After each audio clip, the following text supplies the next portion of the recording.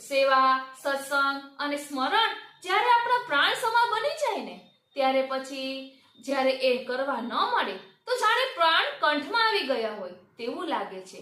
અલગ અલગ વિચારો આવે, ખોટા વિચારો આવે, જાણે દુઃખના દરિયા આવી પડ્યા હોય એવો અનુભવ થાય.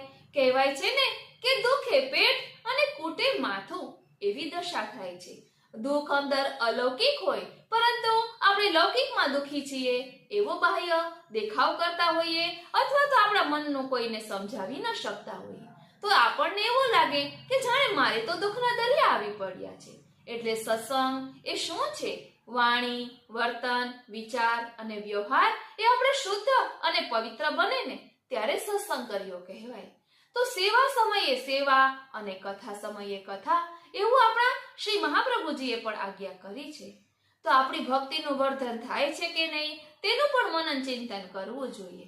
એટલે લૌકિકમાં દુઃખ એ પ્રભુની કૃપાનું દાન છે, એ આપણે ભૂલવું ના જોઈએ. માટે લૌકિકમાં કંઈ પણ દુઃખ આવ્યું પડે તો સમજવાનું કે આપણે પ્રભુની નજરમાં છીએ અને કસોટી પણ કોની થાય.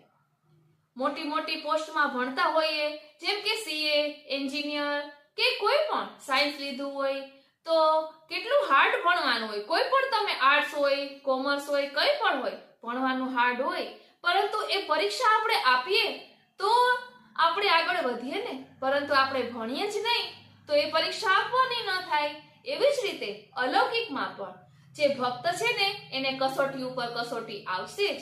ગઈકાલે જ મેં એક શ્રી ચિત્રલેખાજી કરીને છે એમનો વિડીયો જોયો તો એમણે કહ્યું કે ઘણા એમ કહેતા હોય કે દુઃખને દૂર કરવા માટે આપણે ભક્તિ કરીએ છીએ પરંતુ ભક્તિ કરવાથી દુઃખ દૂર થતું નથી. એ સમજવાની વાત છે. આપણે ભક્તિ કરીએ ને એ તો દુઃખનો સામનો કરવાની આપણને શક્તિ આપે છે. એટલે આ સત્સંગ છે ને એ આપણી ચેતના શક્તિ છે. જો આપણા જીવનમાંથી સત્સંગ નીકળી જાય ને ઓ શ્રીનાથજી બોલીને પણ કંઈક થાય છે. એટલે આપણા જીવનમાં સત્સંગ ન રહે, આપણે ક્યારેક 4-5 દિવસ કે 6-7 દિવસ સત્સંગ કરવા ન મળે તો એનો પ્રભાવ એ સત્સંગ આપણે નથી કરી રહ્યા તેનો પ્રભાવ શું થાય છે આપણે જીવનમાં રોજિંદા જીવનમાં જોઈ શકીએ છીએ. નાની નાની વાતમાં ગુસ્સો આવે અને એમ થાય કે હવે મારે આ બધું છોડીને ક્યાંક ચાલ્યું જવું છે. એટલે સત્સંગનો એટલો પ્રભાવ આપણા જીવનમાં પડે છે. આપણને એમ થાય કે મારા જેટલું તો કોઈ દુઃખી નથી, કારણ કે આપણું ચિત્ત આપણે પ્રભુને સમર્પિત કરી દીધું છે. એટલે હવે ચિત્ત પ્રભુને સમર્પિત કરી દીધા પછી આપણે લૌકિકમાં આસક્ત થઈએ ને એટલે પછી ચિત્ત તો એક જ છે તો બંને જગ્યાએ કહેતી રહે